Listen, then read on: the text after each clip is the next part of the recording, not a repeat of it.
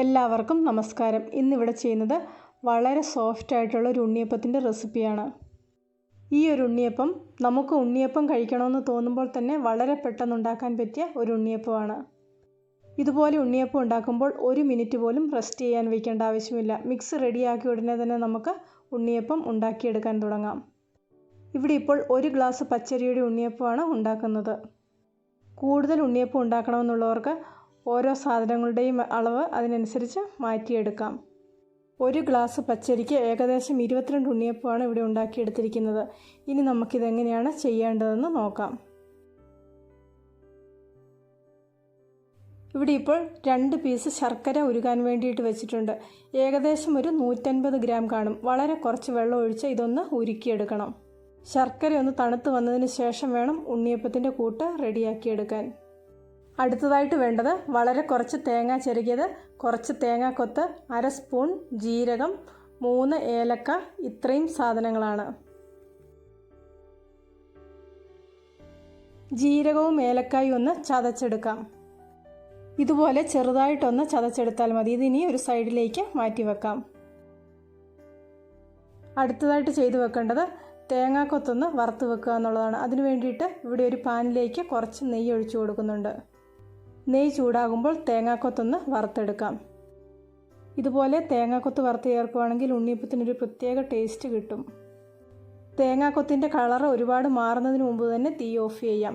തീ ഓഫ് ചെയ്തതിന് ശേഷം ഇത് കുറച്ചും കൂടി ഒന്ന് ഫ്രൈ ആയിട്ട് വരും. അടുത്തതായിട്ട് ചെയ്യേണ്ടത് ഇതിലേക്ക് വേണ്ട പച്ചരി പൊടിച്ചെടുക്കുക എന്നുള്ളതാണ്. 300 മില്ലിയുടെ ഒരു ഗ്ലാസ്സിലാണ് ഇവിടെ പച്ചരി അളന്നെടുത്തിരിക്കുന്നത്. ഈ അരി 2-3 മണിക്കൂർ കുതിർത്തതിന് ശേഷം വെള്ളം കളഞ്ഞ് പൊടിച്ചെടുക്കാം. 1-2 പ്രാവശ്യം ഇളക്കി കൊടുത്ത് നന്നായിട്ടൊന്ന് മിക്സിയിൽ പൊടിച്ചെടുക്കണം. കുറച്ച് തരിയൊക്കെ ഉണ്ടാകും, അത് കുഴപ്പമില്ല. പൊടിച്ച അരിപ്പൊടിയിൽ നിന്ന് പകുതി ഇവിടെ ഒരു ബൗളിലേക്ക് മാറ്റുന്നുണ്ട്. ബാക്കി അരിപ്പൊടി മിക്സിയിൽ തന്നെ വെക്കുന്നുണ്ടെങ്കിൽ മാത്രമേ ഇതിലേക്ക് വേണ്ട ബാക്കി ചേരുവകൾ മിക്സിയിലൊന്ന് അരച്ചെടുക്കാൻ പറ്റുള്ളൂ. 1/4 കപ്പ് തേങ്ങ ചിരകിയത് മിക്സിയിലേക്ക് ചേർത്ത് കൊടുത്തിട്ടുണ്ട്. അടുത്തതായിട്ട് കുറച്ച് ശർക്കരപ്പാനി അരിച്ചൊഴിച്ചു കൊടുക്കാം. അടുത്തതായിട്ട് ചേർത്ത് കൊടുക്കുന്നത് 1/4 കപ്പ് ചോറാണ്. ചോറ് കപ്പിന് ലെവലായിട്ടല്ല ചേർത്ത് കൊടുക്കുന്നത്, കുറച്ച് പൊക്കിയാണ് അളന്നെടുക്കുന്നത്. അതായത് ഏകദേശം ഒരു 5 ടേബിൾ സ്പൂൺ അളവിലാണ് ചോറെടുക്കുന്നത്. ഇതുപോലെ ചോറ് ചേർത്തിട്ടുണ്ടെങ്കിൽ നല്ല സോഫ്റ്റ് ഉണ്ണിയപ്പം നമുക്ക് വളരെ എളുപ്പത്തിൽ ഉണ്ടാക്കിയെടുക്കാൻ പറ്റും.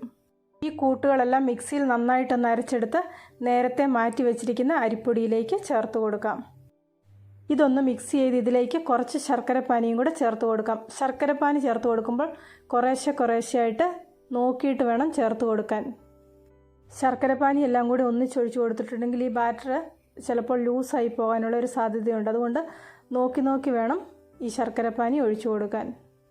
ചെറുതായിട്ടൊന്ന് മിക്സ് ചെയ്തതിന് ശേഷം ഇതിലേക്ക് ചതച്ച് വെച്ചിരിക്കുന്ന ജീരകവും ഏലക്കായും കൂടെ ചേർത്ത് കൊടുക്കാം. എള്ള് ചേർക്കണമെന്നുള്ളവർക്ക് ഈ സമയത്ത് കുറച്ച് എള്ളും കൂടെ ചേർത്ത് കൊടുക്കാം.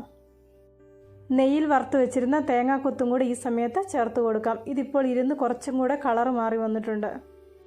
ഞാനിവിടെ ഏറ്റവും സിമ്പിളായിട്ടുള്ള ഉണ്ണിയപ്പമാണ് ഉണ്ടാക്കിയെടുക്കുന്നത്. അതുകൊണ്ട് തന്നെ ഇതിലേക്ക് ഒരുപാട് ഇൻഗ്രീഡിയൻസ് ചേർത്ത് കൊടുക്കുന്നില്ല. ബാക്കി ഇരുന്ന കുറച്ച് ശർക്കരപ്പാനിയും കൂടി ഇതിലേക്ക് ചേർത്ത് കൊടുത്തിട്ടുണ്ട്. ഞാനിവിടെ കാണിച്ച മുഴുവൻ ശർക്കരയും ഇപ്പോൾ ഈ ബാറ്ററിലേക്ക് ചേർത്ത് കൊടുത്തിട്ടുണ്ട്. വീഡിയോ ഒന്ന് ശ്രദ്ധിച്ചിട്ടുണ്ടെങ്കിൽ ഈ ബാറ്ററിൻ്റെ കറക്റ്റ് കൺസിസ്റ്റൻസി നിങ്ങൾക്ക് മനസ്സിലാകും. ഈ ഒരു പാകത്തിൽ വേണം ബാറ്റർ റെഡിയാക്കിയെടുക്കാൻ. ഇതുപോലെ ഉണ്ടാക്കിയെടുക്കുന്ന ബാറ്റർ 1 മിനിറ്റ് പോലും റെസ്റ്റ് ചെയ്യാൻ വേണ്ടി വയ്ക്കേണ്ട ആവശ്യമില്ല. ഉടനെ തന്നെ നമുക്ക് ഉണ്ണിയപ്പം ഉണ്ടാക്കിയെടുക്കാൻ തുടങ്ങാം. ഉണ്ണിയപ്പത്തിന് വേണ്ടിയിട്ടുള്ള എണ്ണ ഇവിടെ ഉണ്ണിയപ്പച്ചട്ടിയിലേക്ക് ഒഴിച്ചു കൊടുത്തിട്ടുണ്ട്. ഇതിലേക്ക് കുറച്ച് നെയ്യും കൂടെ ചേർത്ത് കൊടുക്കാം. ഇതുപോലെ കുറച്ച് നെയ്യും കൂടെ ചേർത്ത് കൊടുക്കുകയാണെങ്കിൽ ഉണ്ണിയപ്പത്തിന് നല്ലൊരു മണവും ടേസ്റ്റും കിട്ടും. എണ്ണ നന്നായിട്ട് ചൂടായതിന് ശേഷം വേണം ഇതിലേക്ക് ബാറ്റർ ഒഴിച്ചു കൊടുക്കാൻ. അതിന് വേണ്ടിയിട്ട് കുറച്ച് മാവ് ഇതിലേക്ക് ഒഴിച്ചു കൊടുക്കാം. ഇതുപോലെ പൊങ്ങി വരുവാണെങ്കിൽ എണ്ണ നന്നായിട്ട് ചൂടായെന്ന് മനസ്സിലാക്കാം. എണ്ണ ഇവിടെ നന്നായിട്ട് ചൂടായി വന്നിട്ടുണ്ട്. ഇനി ഇതിലേക്ക് മാവ് കുറേശ്ശെയായിട്ട് ഒഴിച്ചു കൊടുക്കാം. മാവ് ഇതുപോലെ ഒഴിക്കുമ്പോൾ ഒരുപാട് അളവ് കൂടിപ്പോകാനും തീരെ അളവ് കുറഞ്ഞു പോകാനും പാടില്ല. എല്ലാ കുഴികളിലും ഏകദേശം ഒരേ അളവിൽ തന്നെ മാവ് ഒഴിച്ചു കൊടുക്കാം. വീഡിയോ ഒന്ന് ശ്രദ്ധിച്ചിട്ടുണ്ടെങ്കിൽ ആ മാവ് ഒഴിക്കുന്നതിൻ്റെ അളവ് എത്രയാണെന്ന് മനസ്സിലാകും. മാവ് ഒഴിച്ച് ഒരു 1/2 മിനിറ്റ് ആകുമ്പോഴേക്ക് തീ ഒന്ന് കുറച്ചിട്ട് കൊടുക്കാം. ആ സമയമാകുമ്പോഴേക്ക് ഈ ഉണ്ണിയപ്പം നന്നായിട്ട് പൊങ്ങി വരാൻ തുടങ്ങും. ഉണ്ണിയപ്പത്തിൻ്റെ മുകൾ ഭാഗം ചെറുതായിട്ട് പൊട്ടി വരാൻ തുടങ്ങും. ഈ സമയത്ത് നമുക്ക് ഉടനെ തന്നെ ഈ ഉണ്ണിയപ്പം ഒന്ന് മറിച്ചിട്ട് കൊടുക്കാം. അതിനുശേഷം 1-2 പ്രാവശ്യം തിരിച്ചിട്ട് കൊടുക്കാം. അതിനുശേഷം നല്ല ബ്രൗൺ കളറാകുന്ന സമയത്ത് ഉണ്ണിയപ്പം എണ്ണയിൽ നിന്ന് കോരി മാറ്റാം. ശർക്കരയുടെ കളറിൻ്റെ വ്യത്യാസം അനുസരിച്ച് ഉണ്ണിയപ്പത്തിൻ്റെ കളറിലും കുറച്ച് വ്യത്യാസം വരും. അതിനനുസരിച്ച് നോക്കി വേണം ഇത് ചെയ്തെടുക്കാൻ. ഇതുപോലെ ഉണ്ടാക്കിയെടുക്കുന്ന ബാറ്റർ 1 മിനിറ്റ് പോലും റെസ്റ്റ് ചെയ്യാൻ വേണ്ടി വയ്ക്കേണ്ട ആവശ്യമില്ല. ഉടനെ തന്നെ നമുക്ക് ഉണ്ണിയപ്പം ഉണ്ടാക്കിയെടുക്കാൻ തുടങ്ങാം. ഇതുപോലെ ഓരോരോ സെറ്റായിട്ട് ഉണ്ണിയപ്പം ഉണ്ടാക്കിയെടുക്കാം. ഏകദേശം 20 എണ്ണത്തിൽ കൂടുതലുള്ള ഉണ്ണിയപ്പം 1 ഗ്ലാസ് അരി കൊണ്ട് ഇവിടെ ഉണ്ടാക്കിയെടുത്തിട്ടുണ്ട്. വളരെ ഈസിയും ടേസ്റ്റിയുമായിട്ടുള്ള ഒരു ഉണ്ണിയപ്പത്തിൻ്റെ റെസിപ്പിയാണിത്. അളവുകളൊക്കെ മാറിപ്പോകാതിരിക്കാൻ വേണ്ടിയിട്ട് പ്രത്യേകം ശ്രദ്ധിക്കണം. ഇന്നത്തെ ഈ റെസിപ്പി ഇഷ്ടപ്പെട്ടെങ്കിൽ ലൈക്ക് ചെയ്യാനും ഷെയർ ചെയ്യാനും അഭിപ്രായങ്ങൾ അറിയിക്കാനും മറക്കണ്ട.